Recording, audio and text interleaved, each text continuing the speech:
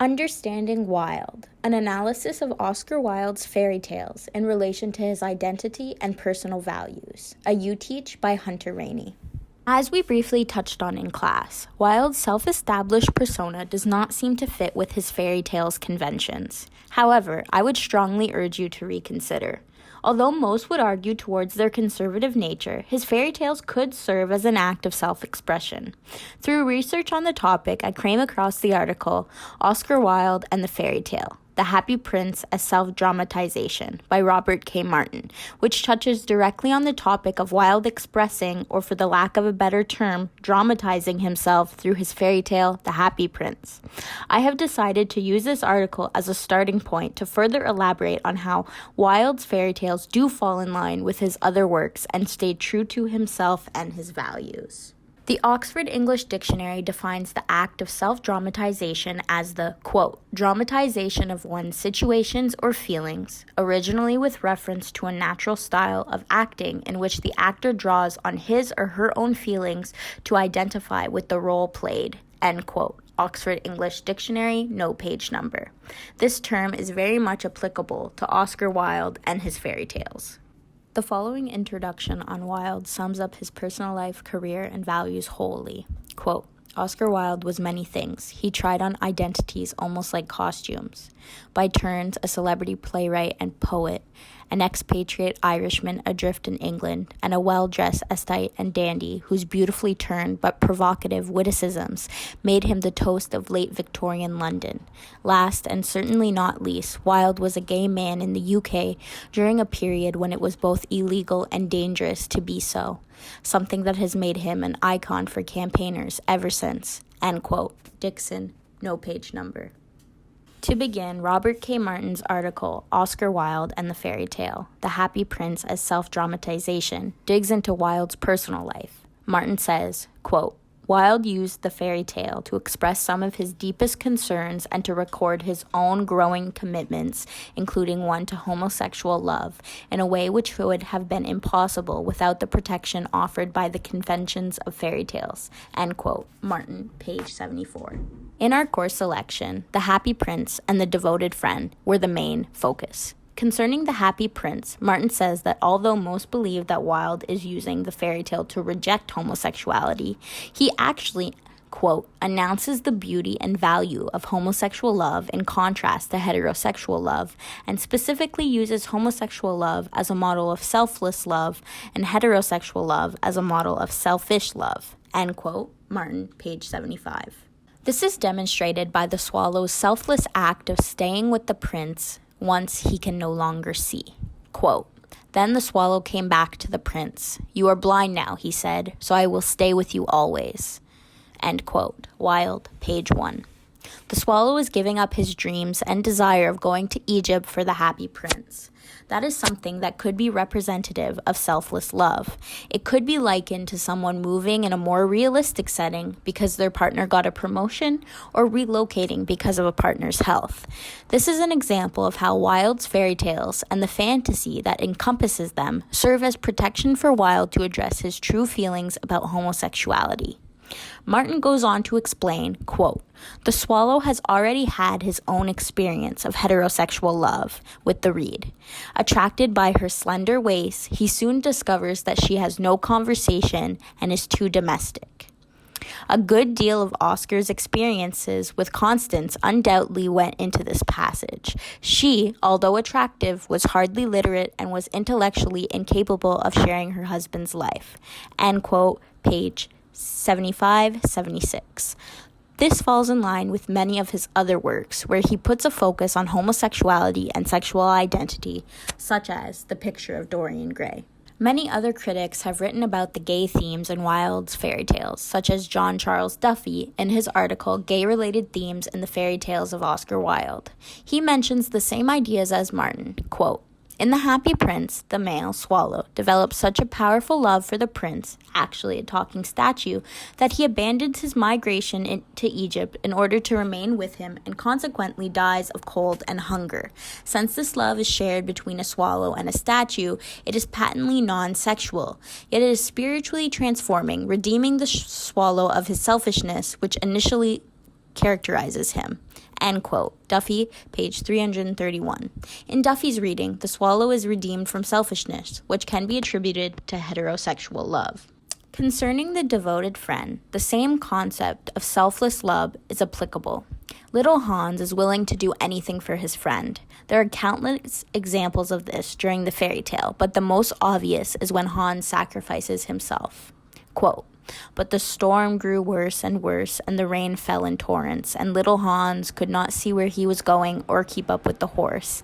At last he lost his way and wandered off on the moor, which was a very dangerous place, as it was full of deep holes, and there poor little Hans was drowned.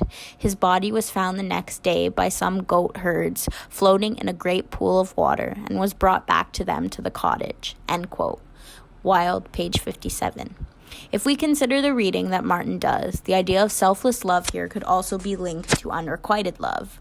The miller is actively taking advantage of little Hans and does not see anything wrong with it because of his mindset. To move on, Martin states that, quote, "The Happy Prince, probably his best known and most successful tale, conveys a change of heart, a rejection of hedonism and aestheticism, and an acceptance of involvement in the human condition of suffering brought about through love." End quote. 74.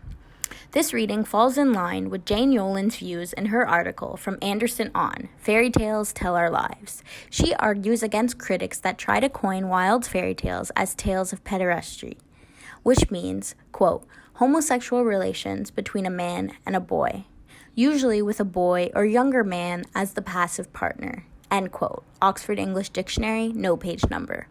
Yolen goes on to say, quote, "Or how can the Happy Prince, about a statue that gives away all its gold leaf and its bejeweled eyes to aid the poor with the help of its friend Sparrow, be so narrowly read?" End quote.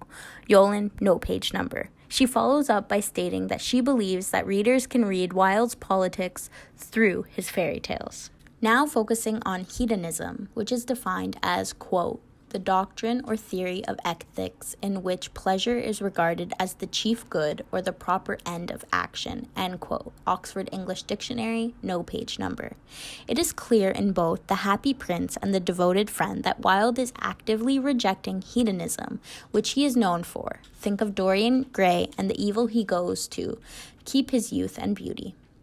In the case of The Happy Prince, it is clear that pleasure is being rejected and good deeds are promoted. In the case of the swallow, as mentioned before, he gives up his desire of Egypt for the Happy Prince and because of the good deeds he performs. In the case of the prince himself, it is even more obvious. Quote, "Leaf after leaf of the fine gold the swallow picked off, till the Happy Prince looked quite dull and gray. Leaf after leaf of the fine gold he brought to the poor, and the children's faces grew rosier, and they laughed and played games in the street. 'We have bread now,' they cried." End quote. Wilde, page 1. He gives up his reputation and jewels to make others happy. When it comes to The Devoted Friend, the rejection of hedonism comes from a different perspective. Wilde is not rejecting hedonism by forcing his characters to make sacrifices. He allows hedonism to be condemned by doing the opposite. Quote, "A great loss to me at any rate," answered the miller. "Why, I had as good as given him my wheelbarrow, and now I really don't know what to do with it. It is very much in my way at home, and it is in such bad repair that I could not get anything for it if I sold it. I will certainly take care not to give away anything again. One always suffers for being generous." End quote. Wilde, page 57. This passage is an example of how Wilde rejects hedonism by showing what happens when one places pleasure or desire over anything else. The miller, who was well off, took advantage of his friend, little Hans, who was poor and disadvantaged. He did not want to do his chores or deeds and often pawned them off to little Hans to do other things. In both cases, hedonism, which prioritizes pleasure, is rejected. Another concept brought up by Martin is aestheticism, which is the quality of being aesthetic, the pursuit of or devotion to what is beautiful or attractive to the senses. End quote. Oxford English Dictionary, no page number.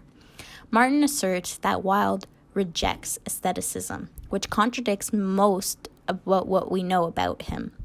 Baby Guan uses his article Oscar Wilde's Aestheticism to explain Wilde and his position with aestheticism. Quote, "In general, in late Victorian England, individual behavior was guided by rigid conventions, including clothing. Flowery and flashy colors were disapproved of, and the wearing of black or gray was universal. Eager to distinguish himself in some way, Wilde delighted in dressing in fine clothing with elaborate adornments and accessories, especially for public occasions. End quote. Guan, page 26. He continues by saying that Wilde also partook in other aspects of the dandy lifestyle, such as decorative art and decorative bindings and illustrations of his literary works. Page 26. If this is the case, why does Martin argue that Wilde rejects aestheticism in The Happy Prince? It seems as though Wilde is rejecting the beauty of art for its own sake. The statue of the Happy Prince is deemed ugly by the end of his fairy tale. Quote, "The ruby has fallen out of his sword, his eyes are gone, and he is golden no longer," said the mayor in fact. "He is little better than a beggar." End quote.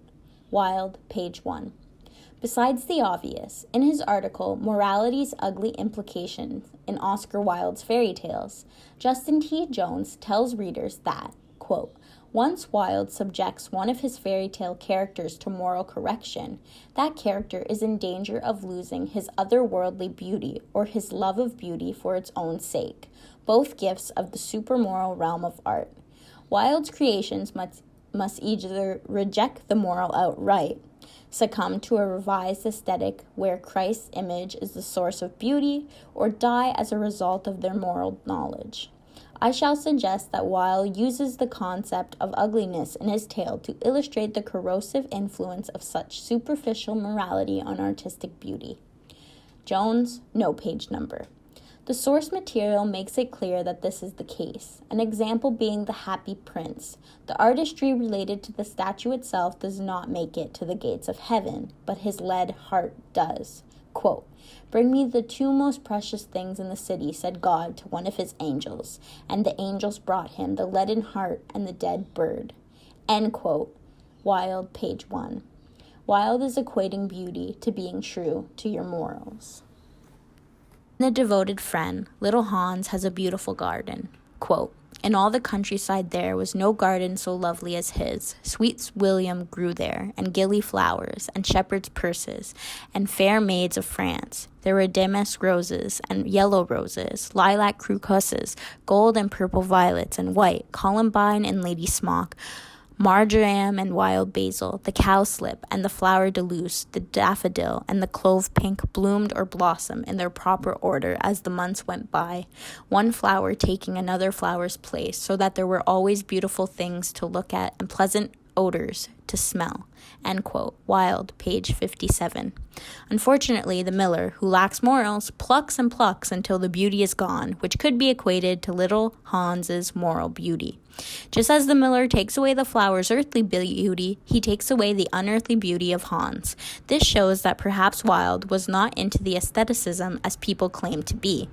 Although not directly related to the course selection this term, a quick read of A Picture of Dorian Gray's synopsis also works as evidence towards this idea. The price of beauty, usually for the sake of beauty alone, is a lack of morality. In conclusion, an analysis of Wilde's fairy tales clarifies that it is not too far-fetched to believe they represent him well. His fairy tales act as a cover to freely talk about many subjects that Wilde was passionate about, such as homosexuality, hedonism, and aestheticism. He also expresses himself on many more topics that were not directly spoken about in this video, such as the plight of the poor, social change, and the corruption of the bourgeoisie. The Happy Prince and The Devoted Friend serve as great examples of Wilde's self-expression of his identity and moral values. Thank you for listening.